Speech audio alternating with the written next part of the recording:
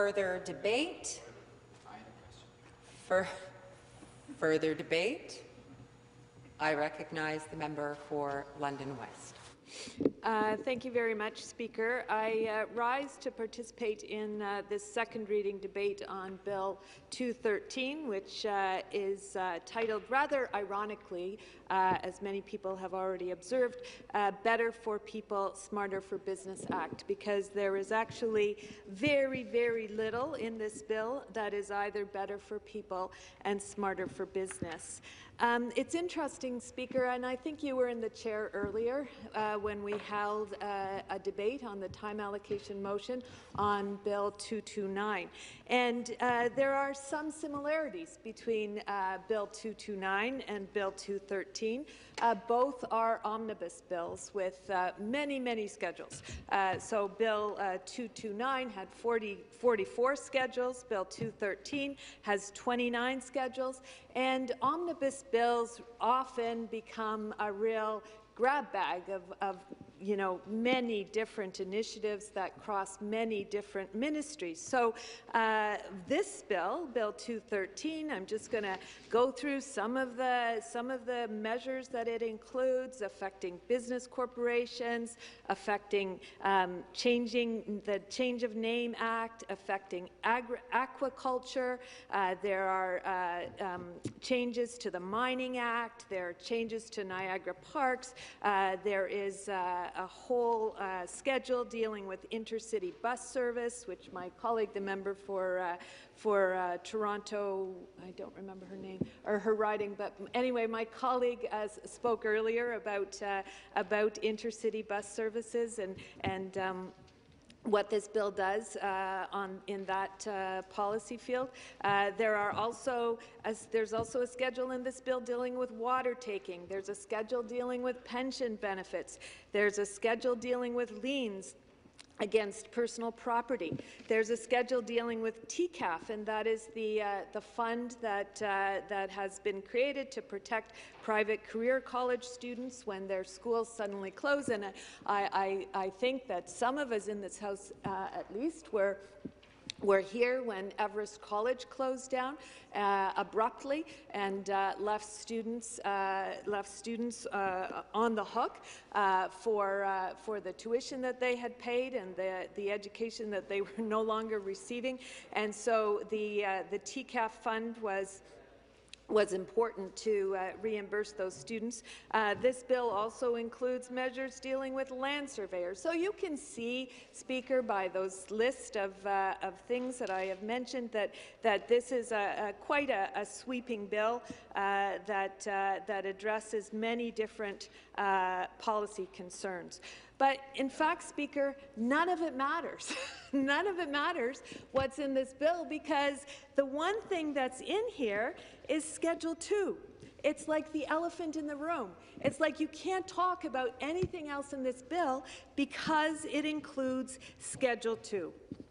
And Schedule 2, as people have pointed out, is the schedule that allows Canada Christian College to grant university degrees. And, you know, that has happened in the past, where private post-secondary institutions have been awarded degree-granting ability through legislation. The problem here is, Speaker, that a process was set up, a process called the Post-Secondary Education Quality and Assessment Board, that is supposed to be an arm's-length independent process to determine whether a post-secondary institution is qualified, meets the criteria to be able to grant a university degree in the province of Ontario. We have a world-class post-secondary education system, and that didn't happen by accident.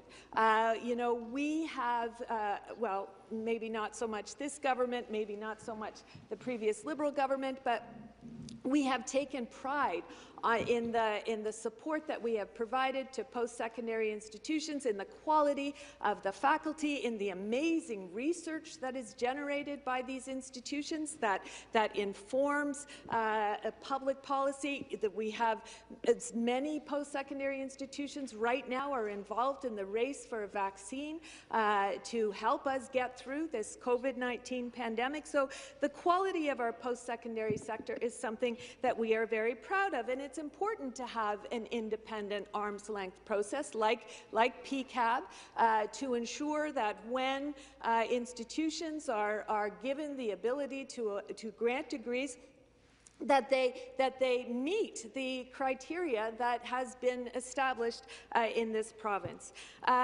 The problem with Canada Christian College, Speaker, is that its founder, its president, its CEO is someone who actively promotes discrimination and hate, which is contrary to the Ontario Human Rights Code, and that is a huge concern.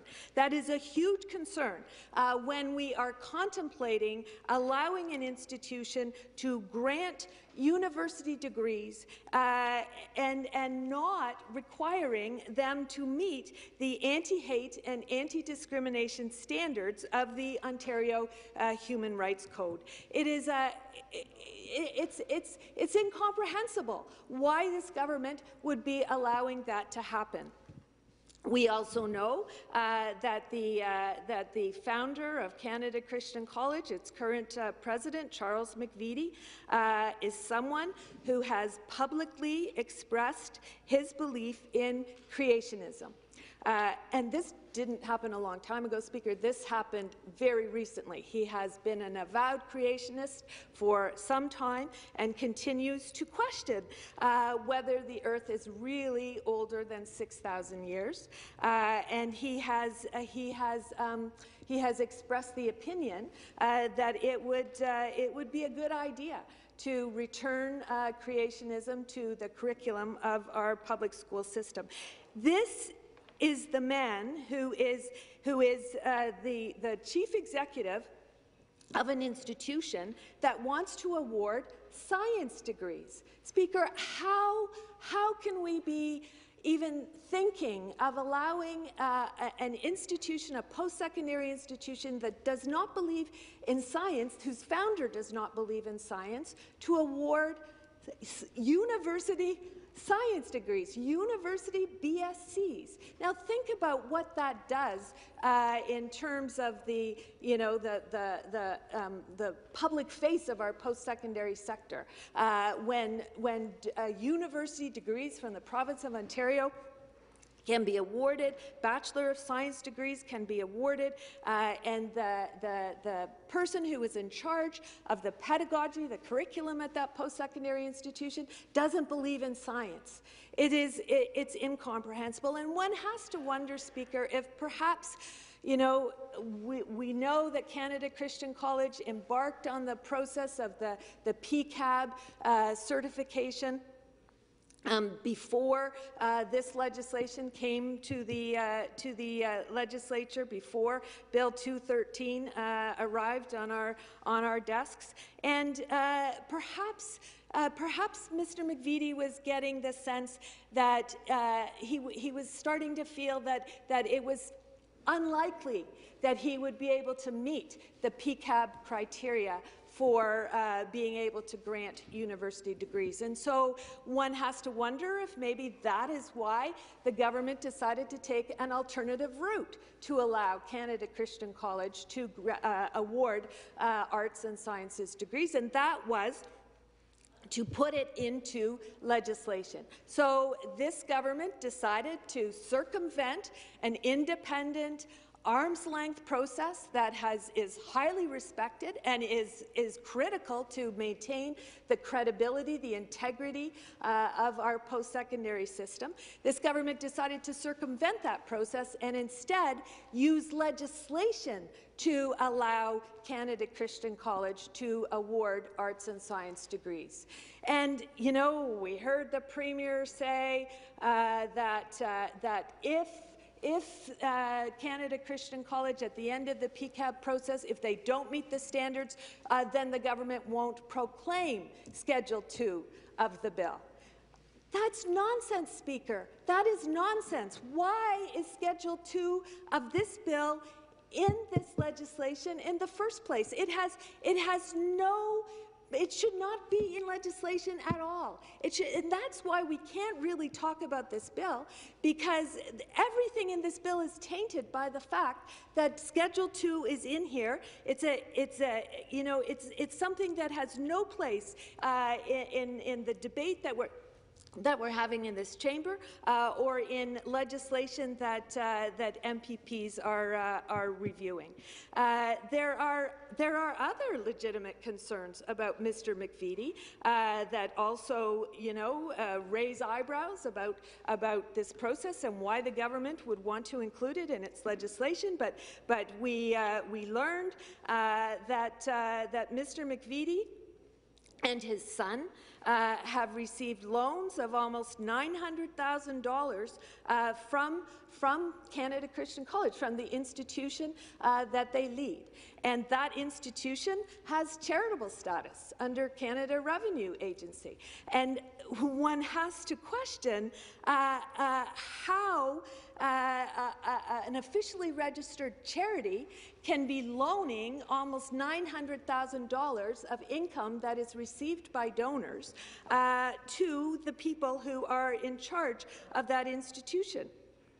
We also understand that some of the curriculum vitae, the CVs of senior executives completely misrepresent academic qualifications, claim PhD when there is, in fact, no PhD. So, Speaker, there are some huge concerns about how this schedule got into the bill and why the government has so far refused to withdraw it. I do want to talk about some of the other statements that have been made by Mr. McVety, because they are very troubling. I talked earlier about the fact that the institution or the founder, the president of the institution, has taken positions that are contrary to the anti-hate and anti-discrimination standards of the Ontario Human Rights Code. And I just wanted to share some of the comments that he has made. He has said that 2S LGBTQIA+ people prey on children. That is promoting transphobia. It's promoting homophobia. It is promoting hate in our province. He has said that Muslims pose a threat to the Western world. That is promoting Islamophobia, Speaker. And we have seen the consequences of Islamophobia in New Zealand. We saw it in Quebec.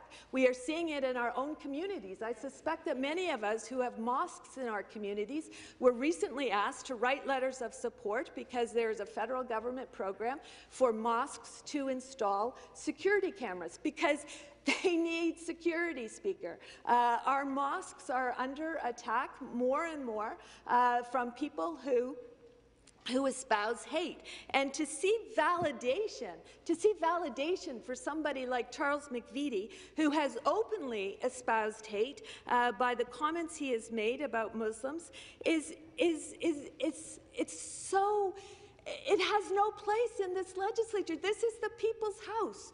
Why are we talking about this in the people's house? We should be talking about how to make Ontario more inclusive, more equitable, safer for everyone, not more dangerous for people who are LGBTQ, for people who have different faiths. We also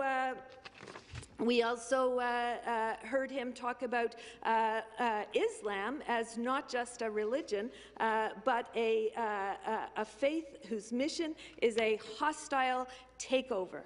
So all of these comments, Speaker, are are so troubling, and that's why we are so just so appalled, horrified by the fact that Schedule 2 has been included in this legislation.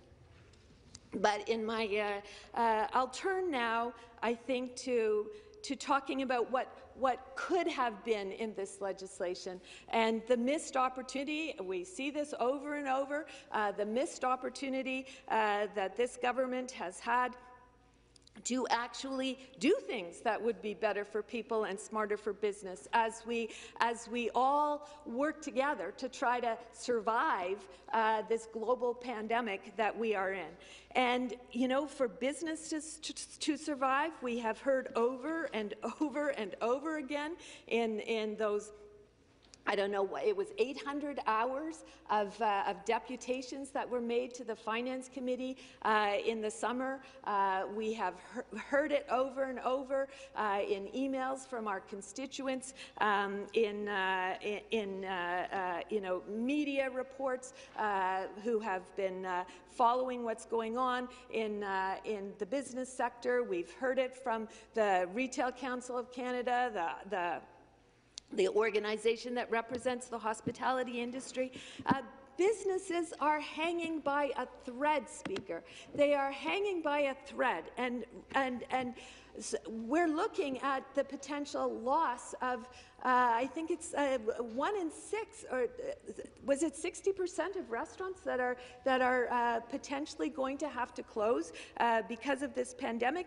Businesses, small and medium-sized businesses, are the lifeblood of our communities. They create jobs. They employ our neighbours. They generate, they generate local economic activity, and they are so fundamental to the well-being and the livability of our communities.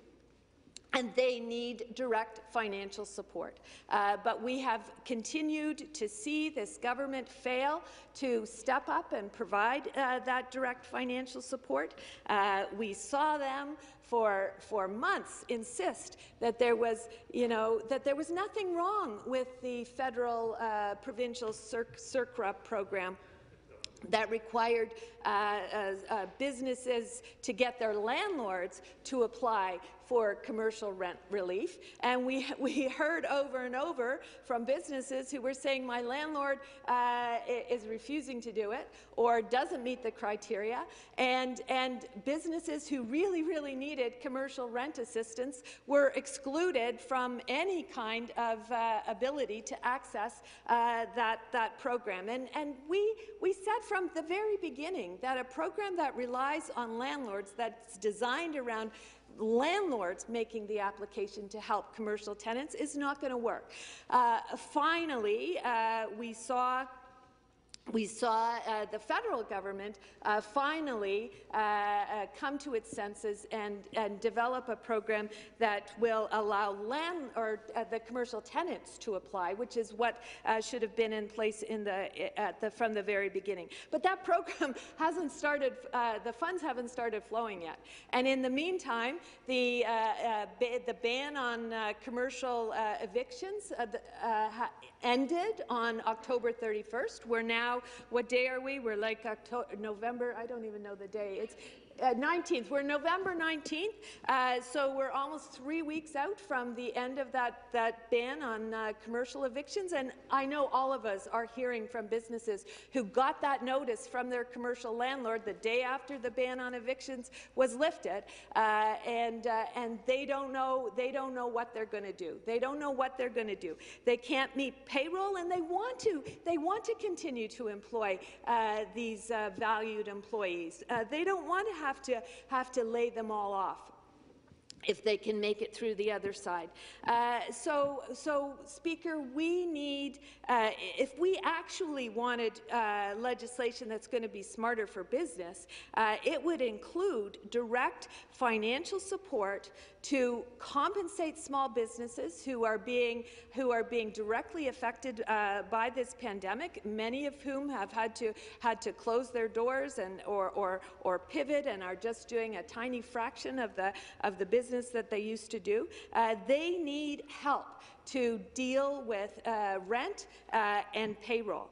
We should also be looking at paid sick days. We need a program that will, it's one thing for the Premier to say, stay home when you are sick, but if you're forced to have to choose between making your rent that month or giving up your salary at work, you might not feel that you have an option to stay home when you're sick without access to paid sick days. We also need, for businesses, they need help with PPE, and there's so much more I could say, but I will end it now. Thank you, Speaker.